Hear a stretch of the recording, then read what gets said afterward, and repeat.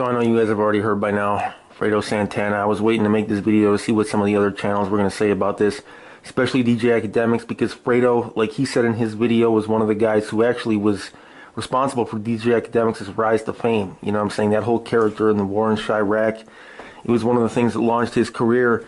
And Fredo Santana was one of the most iconic characters in Chicago, one of the biggest rappers.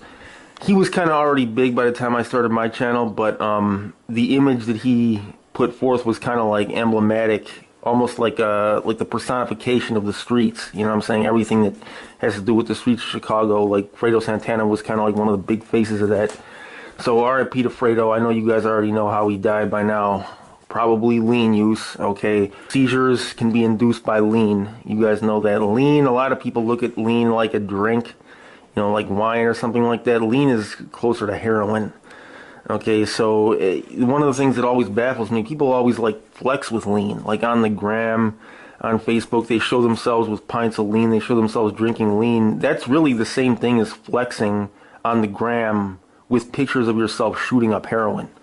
And people would never do that, but yet they post pics of themselves doing lean. It's basically the same thing. It's like liquid heroin, and then people show themselves becoming fiends, becoming addicts to this stuff, and they do this like they're proud of it, like this is something to be, you know, to brag about. They see lean as something like less harmful than, you know, other street drugs, and it's just as bad, man. If you abuse it, or if you only do it in moderation. People think that you can do this stuff in moderation. They say, well, I do lean, but only a little bit. That's like saying I do crack, but only a little bit. You know what I'm saying? There's no good amount of these drugs. And people say, well, it's a medicine.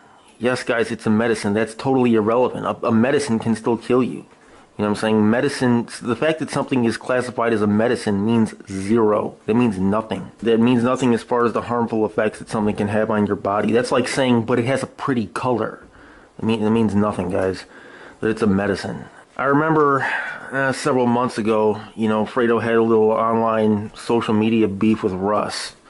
You know, I mean, I wouldn't call it a beef. Russ didn't really respond, but Russ, the rapper Russ, was saying, in general, not specifically towards Fredo, that, you know, if you do drugs, you're a loser, blah, blah, blah. And Fredo was saying, you know, I need this stuff to cope with the stuff that I've seen in Chicago.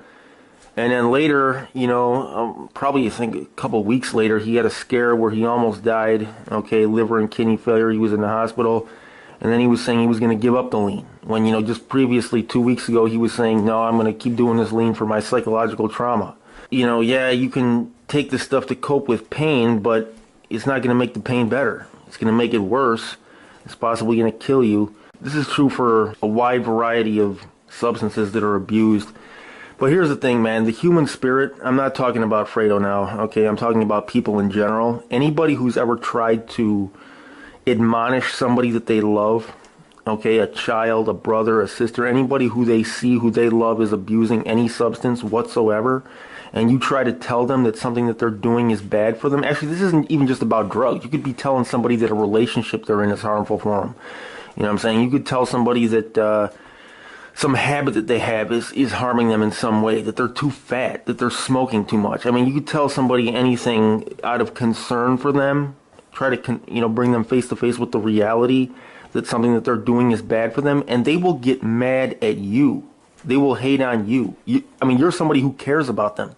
You're somebody who loves them. One of the only people who actually cares about their well-being, and they'll take it out. They'll get mad at you. They'll actually like fly into a rage at you, like abusing the person who cares about them, and then they'll show love to somebody who encourages them to do the harmful thing. You know, if somebody goes up to them and lies to them and tells them that what they're doing is not going to hurt them and keep doing it, they'll love that person. You know what I'm saying? But they'll hate on the person who loves them. Try this sometime. Try telling somebody the negative effects of weed on the brain.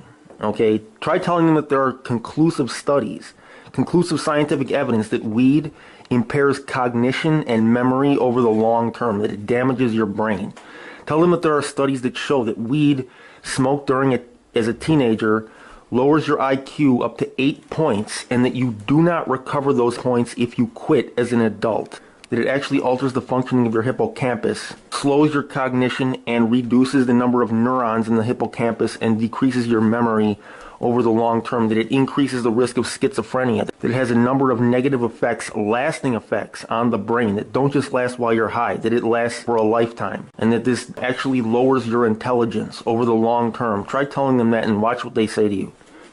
But weed is a plant.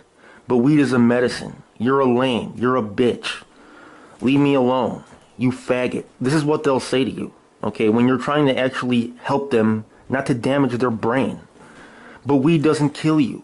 They'll say anything in the book to make themselves feel better about what they're doing, and you're the one who's making them not feel good about what they're doing, and so they'll fly into a rage at you. Oh, that's the government telling us that. The government just is saying that for the war on drugs. They just don't want it. They just don't want us to feel good. No, guys, it's actually the opposite. A population that's dumb and high all the time is easier to oppress. But people don't peep that. And it's sad, too, because a lot of these teens do these drugs while they're developing. Like weed, if you smoke weed as a teenager, the effects on the brain cognitively are lasting for a lifetime. But these kids are doing this stuff, and they'll get mad at anybody who tells them otherwise. So, you know, it makes a lot of people say, well, screw it. I'm not telling anybody nothing. You know what I'm saying? I'm going to just let people do what they want. And it's sad, but people are out there actually like destroying themselves because people got this emptiness. They got loneliness. They got pain. And the human spirit is cowardly. It doesn't want to face one's problems. It wants to run from problems. You know what I'm saying? Humans are not brave. Humans are cowards. Even people who have a reputation for being hard or being brave, inside they're really scared little boys. They're scared to face themselves. They're scared to face the demons within themselves. Like the Bible says, the way is hard that leads to life. The way is hard that leads to healing. People don't want to take the hard way. People want the easy way. They want to just numb it over. They don't want to solve the problem. They don't want to heal the wound. They just want to anesthetize the wound. So they run to substance abuse and they end up destroying themselves. And a lot of people around them too, because a lot of people who abuse these substances, it changes who they are as a person, and it starts making them even more evil than they would already be to the people around them, and kind of takes away the personality of people who, you know, are loved by others. But you know, there ain't no way people are going to listen. Read some of the comments and watch my point be proven. Look at the comments under this video and watch what people are going to say about the fact that I even brought up weed or lean. People ain't going to stop the lean. People ain't going to stop the Xans. People ain't going to stop the crack, the meth, the heroin, anything they're doing. I mean, I was making videos about how crack and meth are bad for you, and you should have seen the comments in the comment section. This was way back when I first started my channel. You know what I'm saying? I was making, because after they were passing out that laced dope on the west side, the laced heroin, the laced meth, and all that kind of stuff, I was making videos about how, you know, this stuff, even if it's not laced, it's like, it's still going to kill you. Man, heroin and meth addicts were leaving comments in the comment section about how I'm wrong. You can do this stuff and it's fine. You know, I'm a bitch. I'm a fag. All this kind of stuff in the comment section. Guys, people ain't going to listen, man. People are going to do what they want to do. People like me, they just put the information out there basically for our own consciences. It's not because we think anybody's going to listen, because we know humans. But anyways, man, RIP to Fredo, because Fredo... You guys, I'm going to tell you something, man. Fredo had this image, but, you know, back when I was doing the music thing in Chicago, and I was, you know, working with a lot of rappers, I never interviewed Fredo Santana. He was already on by the time I started doing that blogging stuff, but I interviewed a lot of people who knew him now, and some on camera, some off camera, and what people said about Fredo, like, I asked them, I was like, you know, this image that Fredo has of, like, this, you know, super psychopathic killer, like Freddy Krueger and all this kind of stuff, is this real, or is, like what's going on with this? And they're like, no, man, they're like, the reason why nobody disses him, the real reason why everybody respects him is because he was one of the realest dudes in the hood. He would actually break bread with people, like, even beyond his circle, you know what I'm saying? He would pay, like, people's rent who couldn't pay it. He would buy kids food. He was like one of the realest, most generous dudes over there. You know what I'm saying? Making money in those buildings. He would just focus on his bag. He didn't get involved in the dissing, in the kind of like in the pointless gang stuff that goes on down there. He just focused on his bag, and he actually helped everybody down there eat, and people couldn't help but respect that.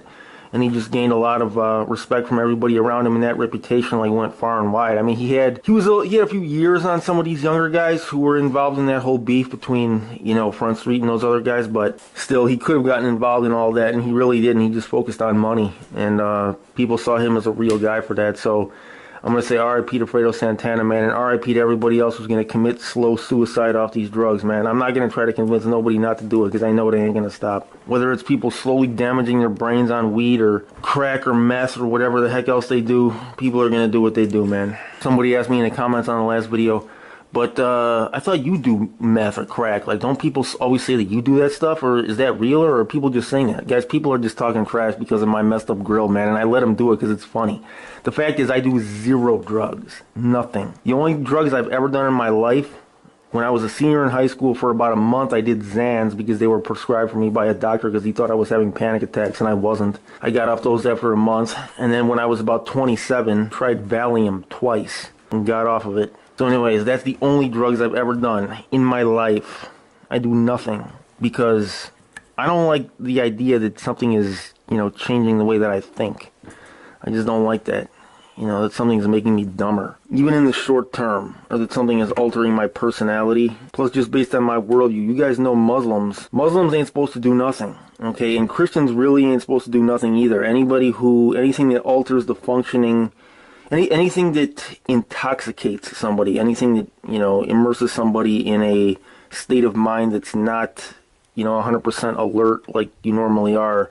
Any intoxication is considered sinful in Islam, in Christianity, I think in Judaism too. Here's your boy, Rafael. I'm out of here.